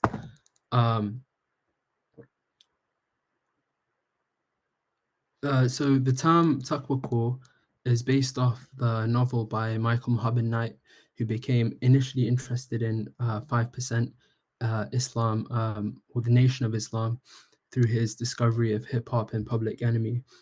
As we know, Malcolm X was a well-known member of the Nation of Islam before he converted to Orthodox Sunni Islam. He wrote a book called The Takwakors based on a hypothetical group of punks who were also Muslim, and he later found out that a lot of people resonated, and he found that a lot of people were living the very experience that the very fictitious experience he wrote about in the novel. And so he found out there were actual bands, and so he went on tour with these bands, and yeah, they emailed him and they were like, oh wow, we relate so much to the characters in your book, and he ended up picking them up in this like shoddy little minivan, and they go on tour into like these like underground punk basements. They do shows, and then they also do shows in like very like conservative like Muslim charity events, and like yeah, it's crazy. If you there's a documentary I'll show you in the next slides. There's also a movie based upon the book, which starts by introducing us to an aptly named second-year engineering student named Yusuf. Coincidentally, my name is also Yusuf, as he looks for accommodation away from the quote-unquote godless college dorms of Buffalo, New York. He's like this really conservative, really well-behaved person. He kind of looks like the furthest thing from punk or rebellious that you would imagine, or that you would think a punk would be. This is Changir on the right, who he meets, and he meets loads of other people like this in the dorm, and he finds that it really shapes his view on his own identity and what it means to be South Asian, what it means to be Arab, what it means to be a Muslim. And there's like a bunch of different characters in the film who are really similar, who have their own vices, have their own have their own character, and it just shows that as he enters, it just shows the differences, but also the very stark similarities between him and them.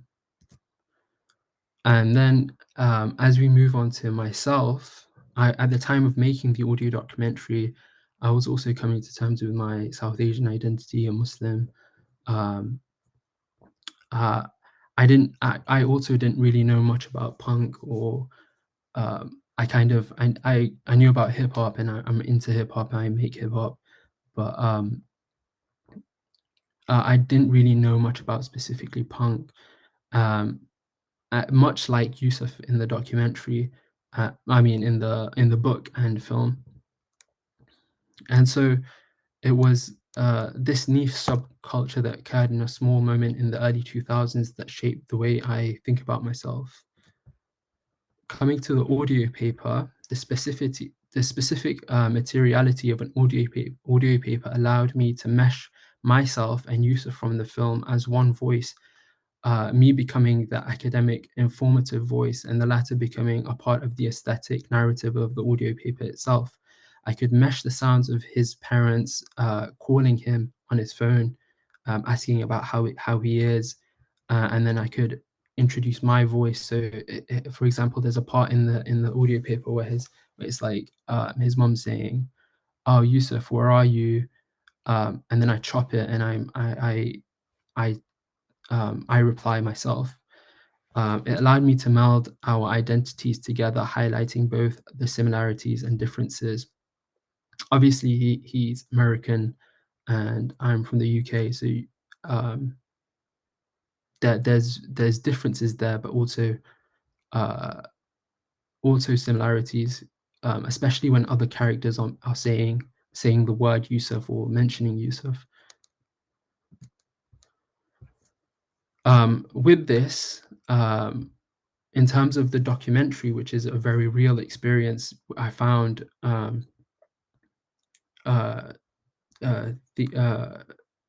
found solace in the relatability of racial discrimination that kind of brought people, brought Muslims and South Asians and Arabs to make punk music, rebellious punk music. I found myself aligning with people from the movement, more specifically the experiences as well. I find myself familiarizing with the themes of racial discrimination, such as my experiences with the LAPD. I went to Los Angeles and I had loads of racist experiences with the police, and I've had racist experiences with police here. And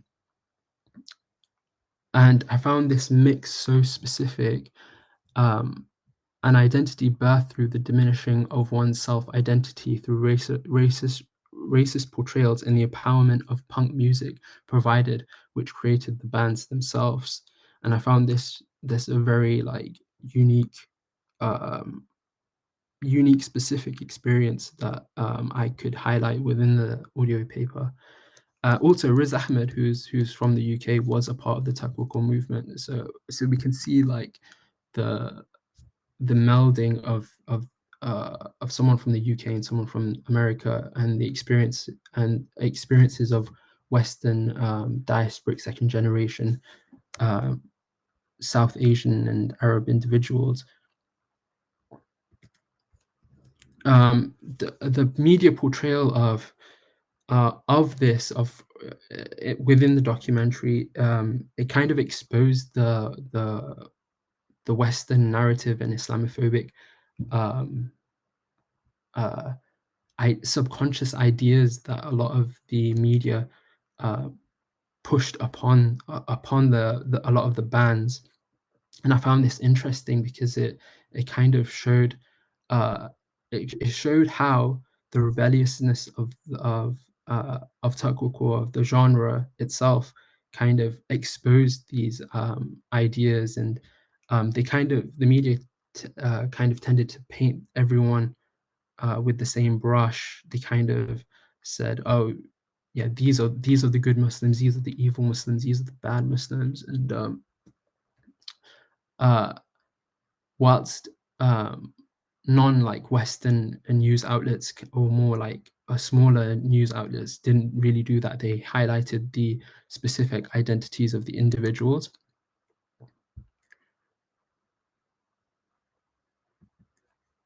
And yeah, I'm not sure how much time I have left.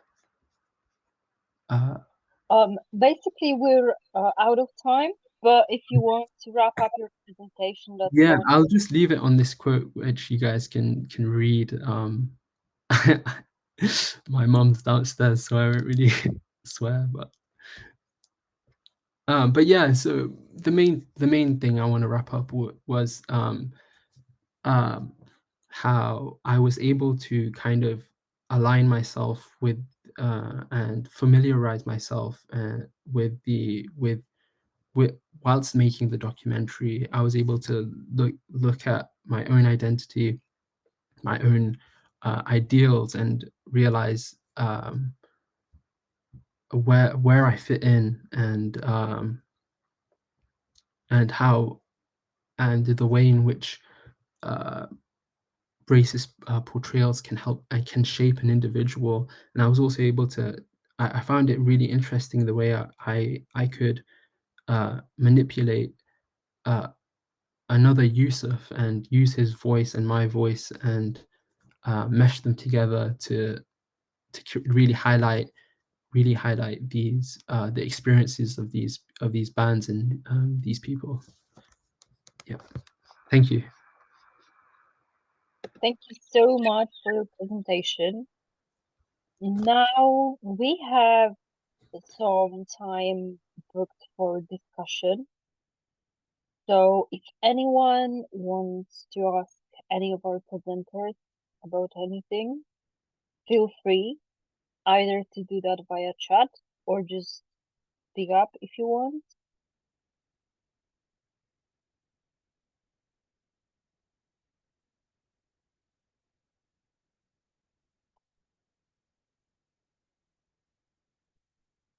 There is one question on the chat. Question to Agata. Let me read that maybe aloud. I love the personal reflections and ambiguity of your paper. Was this paper made in the context of academia, and how was bringing in your own experiences into the assessment criteria?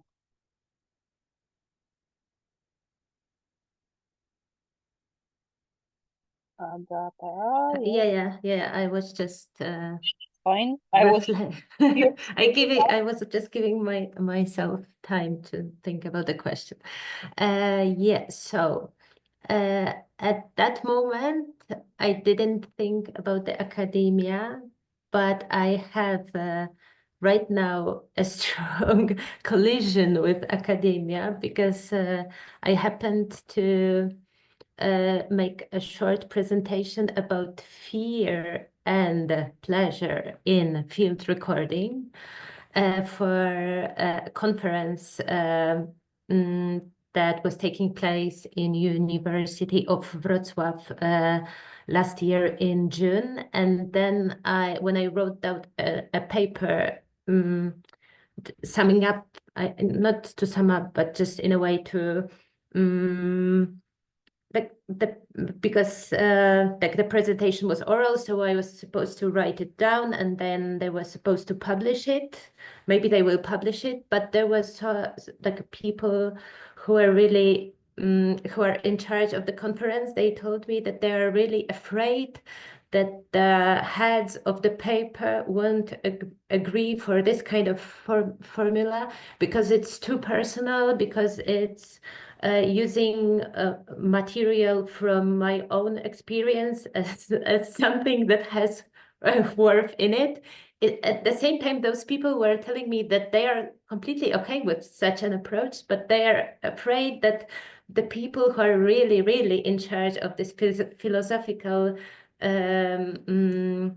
paper won't be happy with a personal perspective, and that's exactly what I guess you asked about. So I had last 2 weeks I had a fight whether I should change completely and rewrite it academically, or should I push it, and I decided to push it more to my personal, even more to my personal story, even do like to make a story out of it, like more even like a prose, because I guess we like it's for me it's important, our perspectives. Just what there was one point from your presentation, Tom, that I noted for the thing that I'm working on now, like even more points than one, but I was very happy with your presentation, and I thought that this perspective with bonding and sharing and like doing together instead of doing separately, that maybe like I have to rethink my work in a way that I don't want to be this lonely in my work. I want to find some points when I meet other people also there maybe I don't know how I will do this, but like I'm happy that I discovered this with you. So I hope I answered.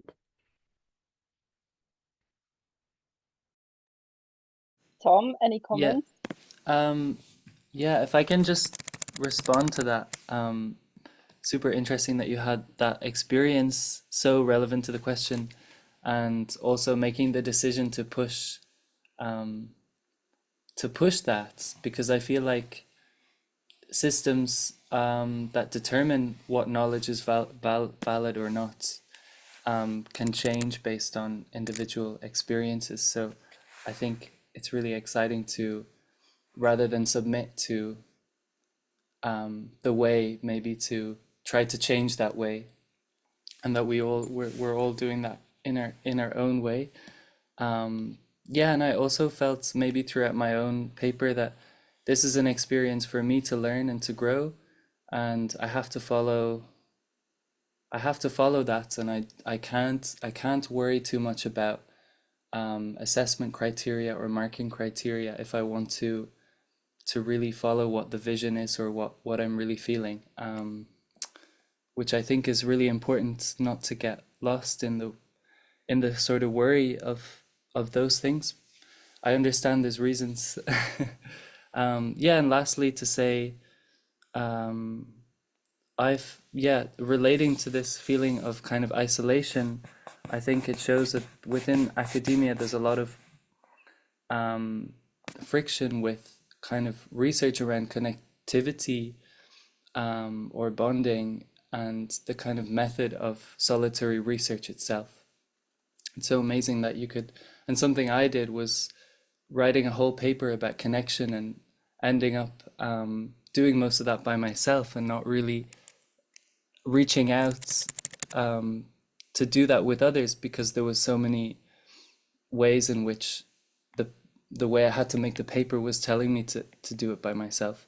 So it's so exciting for us to try to jump over those kind of invisible things, and try to do it differently. But yeah, that's all I have to say. Thank you, Agatha, for your presentation. Thank you, Tom, for your question.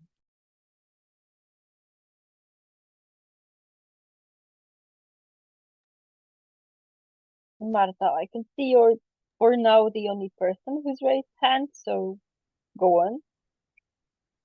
Yeah, I just wanted to jump in right into what you were, Agatha and Tom, talking about, because I am having to kind of also maybe summarize today's meeting already.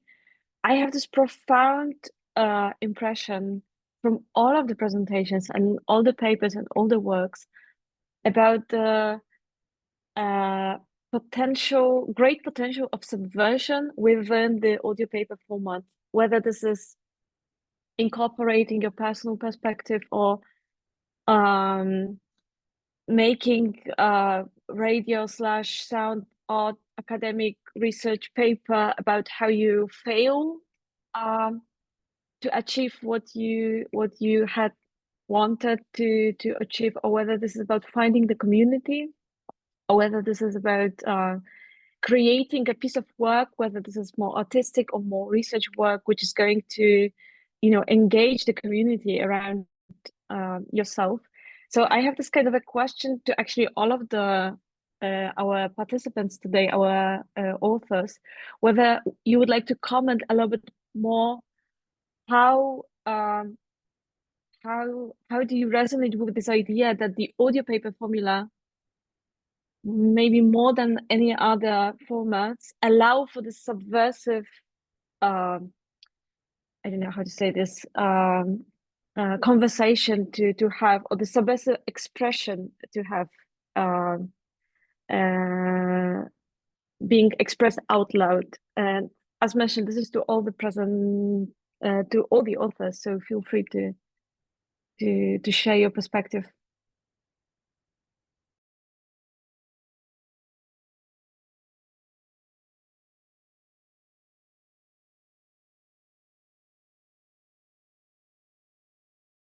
I was gonna ask what the question was again. Yeah, So, sorry, I got a little bit confused myself about the subversive potential of audio paper as a communication format. I was gonna say, I think my camera just broke, but I was gonna say I specifically with mine I could specifically use another person's voice who and mine simultaneously, and I don't know if you'd be able to do that with, like, say, a film, or it was the specific way of, like, chopping and then cutting and then editing and then putting my voice along with the other use of that I liked about the audio paper format, and being able to, like, sonically manipulate um, the narrative the way that I wanted it to be, um, so I could highlight both Yusuf's experiences. I, uh, I think, yeah, I don't, I'm not sure. I feel like that's very specific to audio paper, and I don't, I mean, I could be wrong, but I don't know if I've seen that. I've heard something where um, the author and the subject they're talking about, who both had very similar experiences in the same name. I haven't really seen that before. I don't know. Yeah. Thank you. I would say that the subversive potential of the audio paper format in it has a lot to do with being able to communicate the visceral value beyond intellect. Like in the academic space of like we need to come with research and like backed up ideas, statistics and things like that. But sometimes you just need to be able to fill in the gap of like visceral, deeper meaning. And I feel that as a sound artist working with the audio paper format, like, you know, what the way we work with frequencies is there's so much feeling. So we get to communicate with that additional layer in an academic capacity while also being able to incorporate these deeper, more nuanced, unspeakable elements of what we're trying to communicate. So I think it kind of, yeah, it does subvert academia because it's not as dry, but it's still academic if you want it to be. So yeah, it's like a more holistic opportunity, which I really appreciate.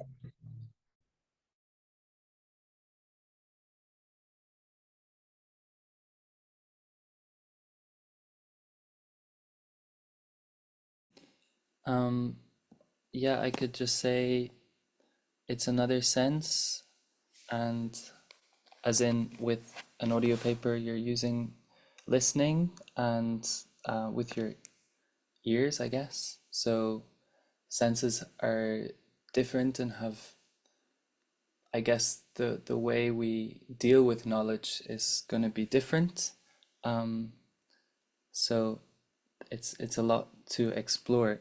With text, people have to sit and read, and they're actively doing so. Whereas with listening, or with audio, I mean, it can happen no matter you're listening or not. So the way, let's say, podcasts are being used, and audiovisual experiences is a kind of like, let's say, it doesn't necessarily always require people's attention. So it's interesting then how audio papers could kind of utilize that and utilize other activities, like have someone engaged in walking or in some kind of movement while listening to the audio paper.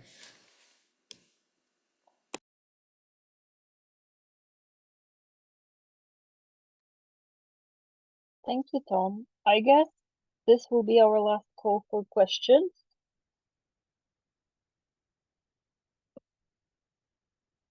If there are no more questions, then I would like to thank you all for spending the last 2.5 hours with us.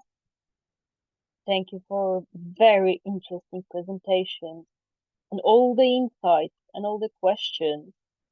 And once, maybe I will stop the recording.